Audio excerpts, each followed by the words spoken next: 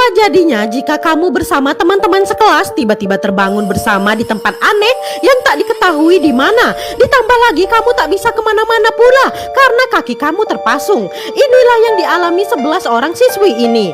Dan salah satu dari mereka sadar kalau posisi duduk mereka saat ini bukanlah susunan acak, melainkan mereka memang pernah duduk seperti ini. Dan ketika siswi itu mau menunjukkan foto saat mereka bersama, tiba-tiba lampu padam sesaat.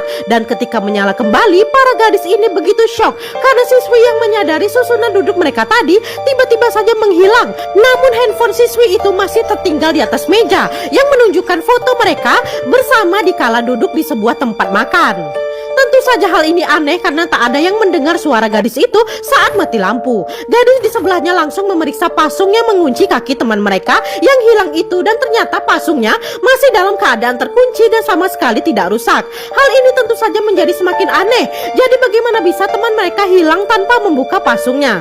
Di saat mereka semua sedang sibuk dengan pikiran masing-masing, ada yang melintas di pintu dan seorang gadis berambut pendek melihatnya sehingga ia ketakutan. Ia memberitahu kalau ada seseorang di balik pintu itu. Semua siswi ini pun langsung waspada, apalagi terlihat pintu itu terbuka sedikit, namun tak lama pintu malah menutup dengan keras, membuat para gadis ini tersentak kaget. Lalu gadis berkacamata pun melihat sekeliling, dan ketika melihat ke kursi teman mereka yang menghilang, ia baru teringat handphone milik gadis itu yang tertinggal di meja. Gadis kacamata ini pun langsung minta diambilkan karena siapa tahu ada petunjuk penting di dalam sana.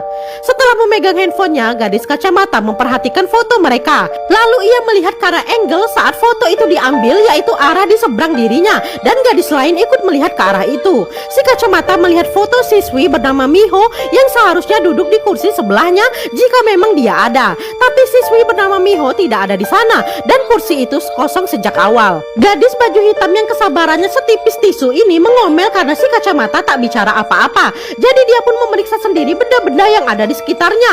Walau salah satu siswi memintanya tenang dan menunggu si kacamata mencari petunjuk, gadis baju hitam tak peduli. Dan ketika ia melihat sebuah teko kaca, ia melihat ada benda di dalamnya. Benda itu berbentuk seperti kunci. Gadis baju hitam pun mau membuka tutup teko itu, tapi anehnya tutupnya menempel dengan kuat, tak mau terbuka. Bahkan dicongkel dengan garpu pun tetap tak mau dibuka. Tentu saja cara satu-satunya teko itu harus dipecahkan. Jadi ia pun mengambil serbet dan pergi ke bawah meja.